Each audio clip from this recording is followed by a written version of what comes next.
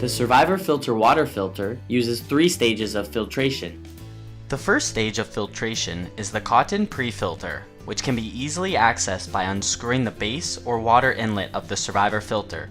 Each Survivor filter comes with 5 complementary cotton pre-filters. This section is placed directly in contact with the fresh water source and provides the first line of defense to remove large particles. Next is the 0.05 micron internal ultrafilter, which can be reused up to 100,000 liters. The ultrafilter acts like a barrier to help remove toxins, heavy metals, and more. Independent tests have shown that the ultrafilter can also filter out 99.999% of virus, bacteria, and staph. The third stage is the carbon filter, which is designed to reduce heavy metals and chemicals, as well as improve water taste.